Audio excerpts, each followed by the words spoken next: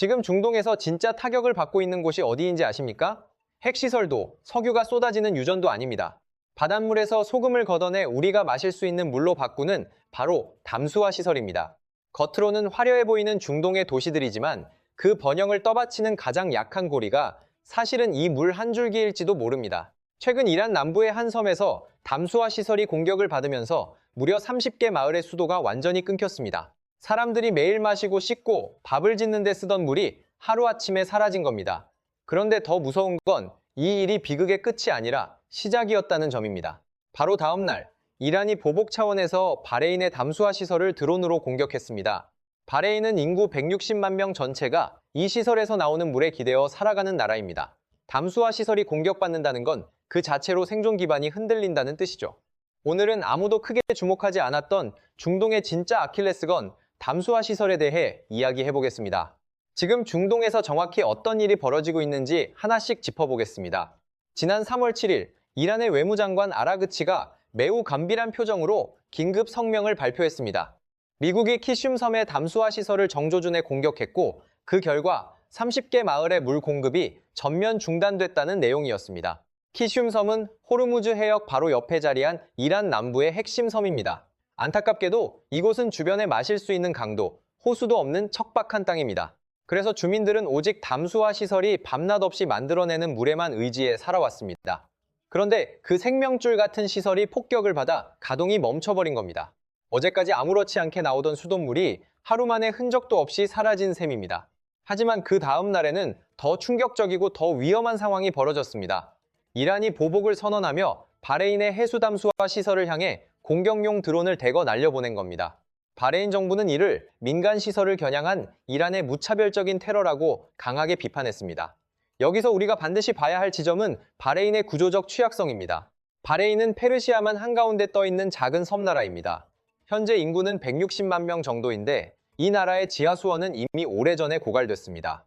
그래서 사람들이 마시는 물의 거의 전부를 전국 100여 곳에 퍼져 있는 담수화 시설에서 억지로 만들어 쓰고 있습니다. 이 시설들이 멈춘다면 물을 확보할 다른 수단이 사실상 없다는 뜻입니다. 바레인 정부는 아직 물 공급에 큰 영향은 없다고 발표했지만 비상비축량이 며칠치밖에 되지 않는 나라에서 한 차례만 더 공격이 이어진다면 어떤 일이 벌어질지 누구도 장담할 수 없습니다. 피해는 바레인과 이란 두 나라에만 머물지 않았습니다. 쿠웨이트의 도하웨스트 담수화 시설도 인근 항구가 공격받을 때 튄 파편으로 피해를 입었다고 전해졌습니다. UAE 푸자이라 지역의 대형 발전 담수 복합 시설 역시 주변 공습의 여파를 받았다는 위성 데이터가 잇따라 나오고 있습니다. 그리고 정말 아찔했던 사건은 두바이 제벨알리 항구에서 벌어졌습니다. 이란의 미사일이 이 항구 근처에 떨어졌는데 낙하 지점에서 불과 19km 떨어진 곳에 세계 최대급 담수화 시설이 있었습니다. 두바이 시민 수백만 명에게 물을 공급하는 핵심 시설이었습니다.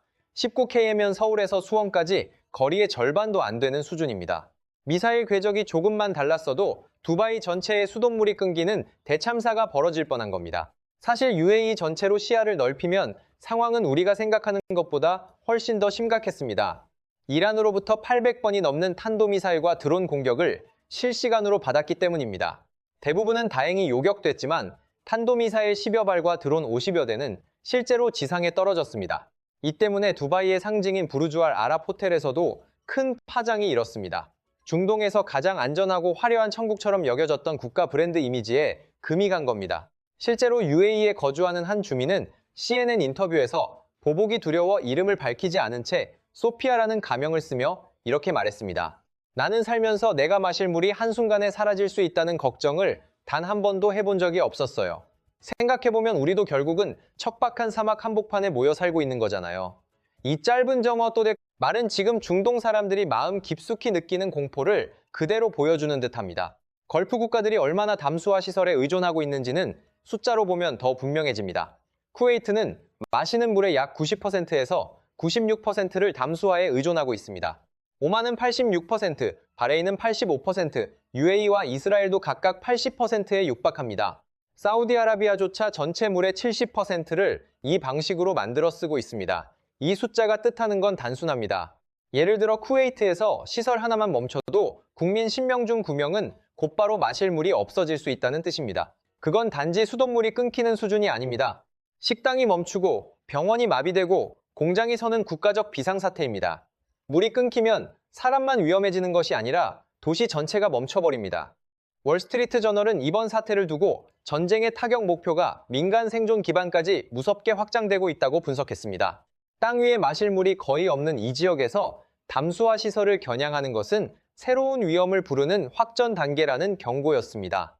와세다 대학교의 바부드 교수도 뉴욕타임스 인터뷰에서 비슷한 우려를 내놨습니다. 생존과 직결된 담수화 시설을 노리는 건 인류가 지켜온 마지막 선을 넘는 위험한 행위라는 겁니다.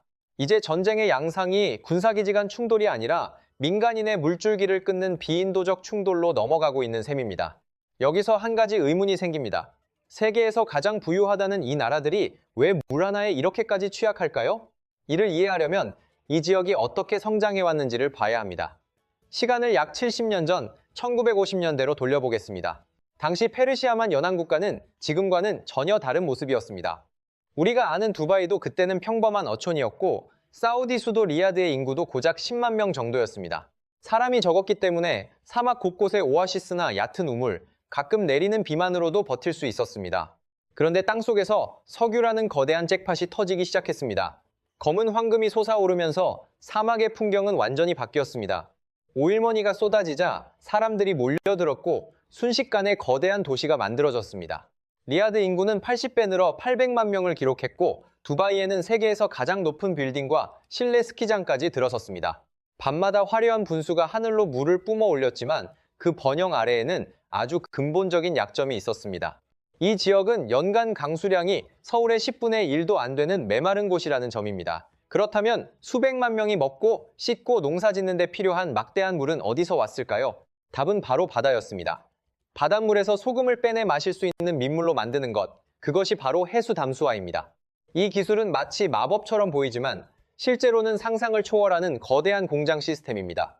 요즘 가장 널리 쓰이는 방식은 역삼투법입니다. 엄청난 압력을 가해 바닷물을 매우 촘촘한 특수막으로 밀어 넣으면 그 막이 소금은 걸러내고 깨끗한 물 분자만 통과시키는 원리입니다. 이 막의 구멍 크기는 0.001마이크론으로 머리카락 굵기의 10만 분의 1도 안 되는 수준입니다. 단순히 필터로 흙탕물을 거르는 정도가 아니라 바닷물 속 미세한 염분까지 걸러내는 정밀한 과정인 셈입니다. 다만 이런 작은 구멍으로 물을 강제로 밀어 넣어야 하니 엄청난 전기가 필요합니다. 또 다른 방식은 증발법입니다. 원리는 더 단순합니다. 바닷물을 석유 불꽃으로 끓인 뒤 그때 생기는 수증기를 다시 모으면 깨끗한 물이 됩니다. 집에서 라면을 끓일 때 냄비 뚜껑에 맺히는 맑은 물방울을 떠올리면 이해가 쉽습니다. 중동 국가들은 여기서 매우 효율적인 선택을 했습니다. 담수화 시설에는 막대한 전기가 필요하니 아예 대형 발전소 옆에 물공장을 지은 겁니다. 그리고 그 발전소를 돌릴 석유와 가스를 위해 정유시설도 나란히 세웠습니다. 정유 과정에도 많은 물이 필요하니 물과 에너지가 서로를 받쳐주는 완벽한 공생 구조가 만들어졌습니다. 평소에는 비용도 줄고 효율도 극대화되는 최적의 구조였습니다. 하지만 훗날 이것이 치명적인 함정이 됩니다. 비유하자면 집에 들어오는 전기와 수도, 가스 배관을 전부 하나로 묶어놓은 것과 같습니다. 평소에는 편리하고 비용도 적게 들겠지만 누군가 그 하나의 배관을 터뜨리면 전기와 물과 가스가 동시에 끊겨버립니다. 미국의 연구원 데이비드 미셸도 이런 구조가 하나가 무너지면 전체가 연쇄적으로 붕괴하는 매우 위험한 시스템이라고 경고했습니다. 더 충격적인 통계도 있습니다. 미국 CIA 보고서에 따르면 걸프만에서 생산되는 물의 90% 이상이 단 56곳의 핵심 대형 공장에서 만들어집니다. 전체 시설은 5,000개가 넘지만 실제로 국민의 갈증을 해결하는 진짜 심장은 이 56곳이라는 뜻입니다. 게다가 세계 최대 담수화 시설 10개 중 8개가 이 페르시아만 해안에 몰려 있습니다. 전 세계 담수화 용량의 거의 절반이 이 좁은 지역에 집중돼 있는 셈입니다. 문제는 이 56곳이 해안선을 따라 길게 늘어서 있어 이란의 미사일 사정권 안에 들어간다는 점입니다. 대부분이 지상에 노출된 거대한 시설이라 드론 공격에도 매우 취약합니다. 유타 대학교의 마이클 교수는 이 상황을 이렇게 정리했습니다. 사람들은 사우디 같은 나라를 석유 왕국이라고 부르지만 자신은 바닷물 왕국이라고 부르고 싶다는 것입니다. 석유로 번영을 쌓아 올린 것은 분명 놀라운 일이지만 동시에 물 없이는 단 하루도 버티지 못하는 구조를 만들어냈다는 뜻입니다. 사막의 나라들이 석유를 필사적으로 뽑아내는 이유 역시 결국 담수화 시설을 돌릴 에너지를 확보하기 위해서입니다. 걸프 지역의 1억 명 생명이 지금 이 불안한 시스템 하나에 매달려 있습니다. 담수화 시설이 멈추는 순간 이곳은 사람이 살 수 없는 뜨거운 지대로 바뀔 수 있기 때문입니다. 사우디의 심장인 리야드의 상황은 그 위험을 더욱 분명하게 보여줍니다. 리야드는 바다에서 400km 떨어진 사막 한가운데 있는 도시입니다. 이 도시는 동쪽 해안의 주바일 시설에서 수백 킬로미터 파이프라인을 타고 온 물을 마십니다. 주바일 공장은 하루 110만 톤의 물을 생산하는 세계 최대 규모의 시설이고 리야드의 운명은 사실상 여기에 걸려 있습니다. 미국 외교문서에는 이 시설이나 파이프라인이 공격받으면 일주일 안에 리야드 시민 전원을 대피시켜야 한다는 경고까지 적혀 있었습니다. 물론 사우디도 이후 백업 시스템을 확충했지만 해안가 시설에 의존하는 근본적인 약점은 여전합니다. 그렇다면 공격을 주도하는 이란 본토는 어떨까요? 사실 이란 내부의 물 사정은 주변국보다도 훨씬 더 심각한 수준입니다. 이란은 아주 오래전부터 카나트라는 독창적인 지하수로를 만든 물 관리의 고수였습니다. 높은 산의 차가운 지하수를 수 킬로미터 떨어진 마을까지 중력만으로 끌어오는 방식이었습니다. 전기도 거의 들지 않고 지하수도 고갈되지 않게 다루는 조상들의 지혜가 담긴 시스템이었습니다. 하지만 현대에 들어 이란은 이런 카나트를 버리고 무분별하게 현대식 댐과 펌프에 의존하기 시작했습니다. 그 과정에서 이른바 물마피아로 불리는 권력층이 이익을 챙기며 지하수를 과도하게 퍼올렸습니다. 그 결과 테헤란 인근 핵심 저수지의 수위는 전체 용량의 10% 수준까지 떨어졌습니다. 수도권의 젖줄인 라티안댐 같은 곳도 바닥을 드러낸 채 먼지만 날리고 있는 상황입니다.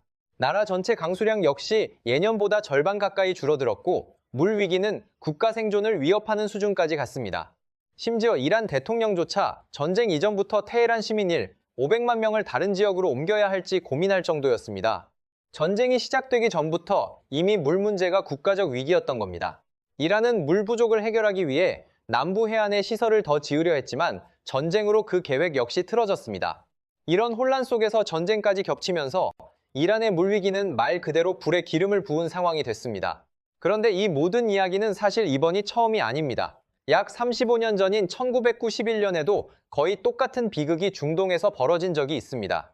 1991년 2월 걸프전이 막바지로 치닫던 때였습니다.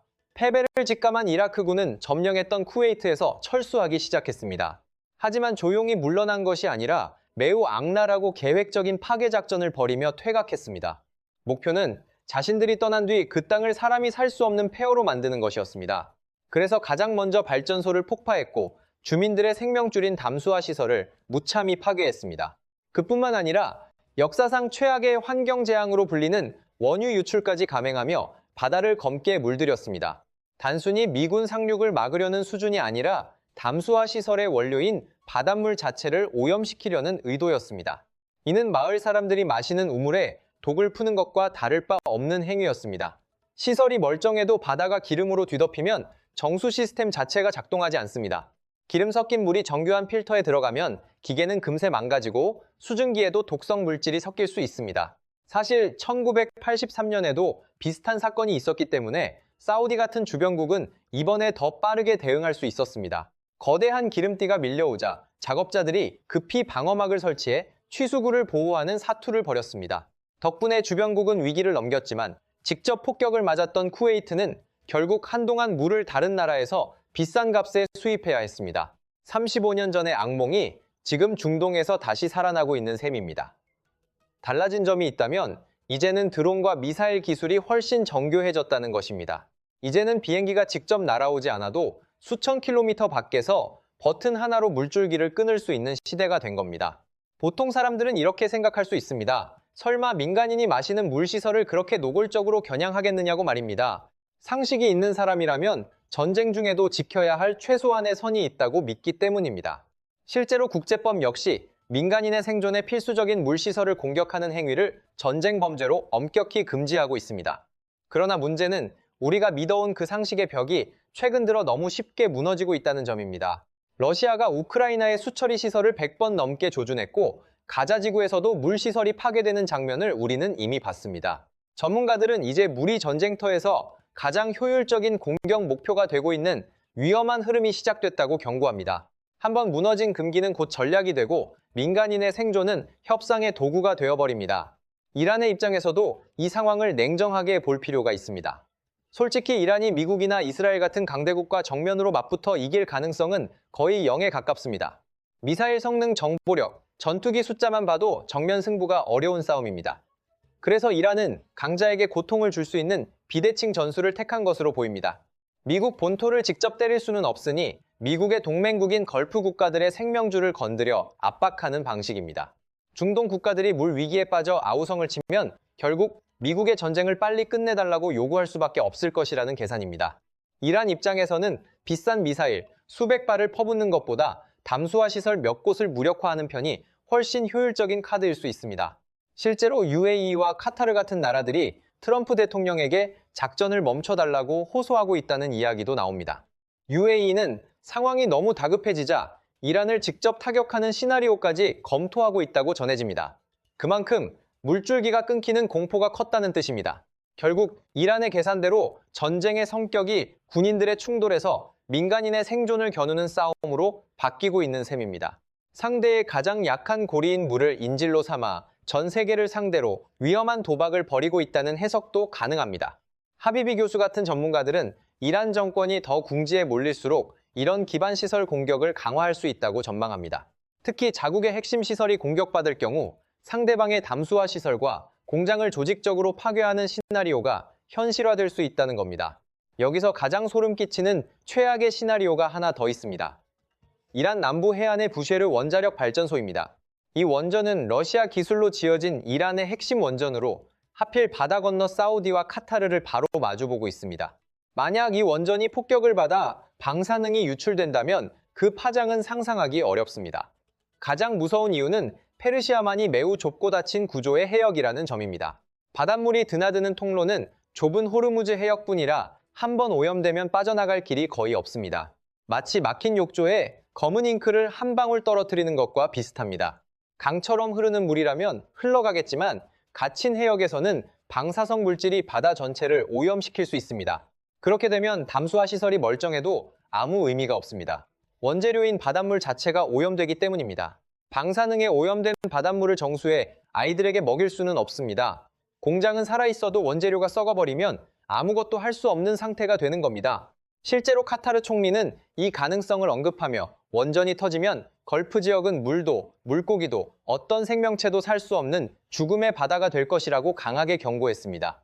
2025년에는 이스라엘이 이 원전을 공격했다는 오보가 퍼지자 중동 전체가 순식간에 혼란에 빠졌습니다. 몇 시간 만에 시민들 사이에 방사능 피폭 대처법이 퍼지고 사재기가 벌어질 정도였습니다. 그만큼 이 시나리오는 중동 사람들에게 실제 공포로 자리 잡고 있습니다. 카타르는 이런 위험을 일찍 인식하고 세계 최대 규모의 콘크리트 지하 저수지를 15개나 구축했습니다. 그 덕분에 비상시에도 약 4개월 버틸 수 있는 물을 비축했고 식량도 충분히 확보해둔 상태라고 합니다. 하지만 바레인이나 쿠웨이트 같은 작은 나라는 카타르처럼 넓은 땅도 막대한 자금도 없습니다. 물 공급에 차질이 생기면 이들은 며칠 안에 비축분이 바닥나 국가 기능이 마비될 가능성이 큽니다. 게다가 이제 전쟁은 미사일만의 문제가 아닙니다. 눈에 보이지 않는 사이버 공격이라는 또 다른 전선도 이미 열려 있습니다. 과거에는 이란 해커들이 미국의 수처리 시설 제어 시스템을 해킹해 섬뜩한 메시지를 남긴 적도 있었습니다. 그때는 단순한 시위에 가까웠지만 만약 본격적으로 담수화 시설의 제어 시스템을 파괴한다면 총 한 발 쏘지 않고도 도시를 마비시킬 수 있습니다. 지금 중동의 전쟁은 이미 사이버 공간에서도 서로의 서버를 날려버리는 격렬한 싸움으로 번지고 있습니다. 이런 상황에서 국민의 생명줄인 담수화 시설이 해킹의 표적이 되지 않으리라 장담할 수는 없습니다. 설령 운 좋게 전쟁이 끝난다 해도 문제는 남습니다. 환경 파괴라는 또 다른 거대한 벽이 기다리고 있기 때문입니다. 담수화 시설이 배출하는 탄소량은 전 세계 항공산업 전체 배출량과 맞먹을 정도로 막대하다고 알려져 있습니다. 물 부족 때문에 시설을 늘릴수록 지구는 더 뜨거워지고 기후가 더 나빠질수록 물 부족은 더 심해지는 악순환이 생깁니다. 그렇다면 앞으로 중동의 물 전쟁은 어떤 방향으로 흘러갈까요? 물론 이건 확정된 미래가 아니라 전문가들이 조심스럽게 제시하는 시나리오입니다. 당장 가장 큰 위기는 이제 시작되는 중동의 혹독한 여름과 폭증하는 물 수요입니다. 기온이 50도를 넘나드는 계절이 오면 사람들은 생존을 위해 더 많은 물을 필요로 합니다. 전쟁이 길어질수록 시설은 더 많이 노출되고 물 시스템에 가해지는 부담은 상상을 넘어설 수 있습니다. 조만간 평화가 오지 않는다면 바레인 같은 작은 국가는 물 배급제라는 극단적 조치를 검토할 수도 있습니다. 도시의 공장이 멈추고 오직 마시는 물만 간신히 나눠주는 상황이 올 수도 있다는 뜻입니다. 특히 이란 내부는 5년째 이어진 최악의 가뭄과 전쟁이 겹치면서 폭발 직전의 상태라는 분석이 나옵니다. 올여름 경제난과 물 위기가 동시에 터진다면 이란이라는 국가 자체가 어떤 재앙을 맞게 될지 누구도 쉽게 예측할 수 없습니다. 그 다음으로 끔찍한 시나리오는 앞서 언급한 원전 피격으로 바다가 방사능에 오염되는 경우입니다. 그렇게 되면 카타르 같은 나라조차 몇 달 버티지 못하고 결국 손을 들 수 있습니다. 주변국은 즉시 공황에 빠질 것이고 전 세계가 대형 수송선으로 물을 실어 나르는 초유의 국제구조 작전에 나서야 할지도 모릅니다. 설령 총성이 뗀더라도 파괴된 담수화 시설을 복구하는 데는 긴 시간이 필요합니다. 정밀한 특수장비는 주문 제작만 해도 몇 달이 걸리고 제재를 받는 이란은 수입 자체가 쉽지 않습니다. 다시 말하지만 이것은 아직 가능성의 영역입니다. 다만 중동 국가들에는 이제 더 이상 외면할 수 없는 현실적 위협이 됐습니다. 전문가들이 공통으로 경고하듯 사막의 화려함 아래 숨어있던 물의 공포가 결국 수면 위로 떠오른 겁니다.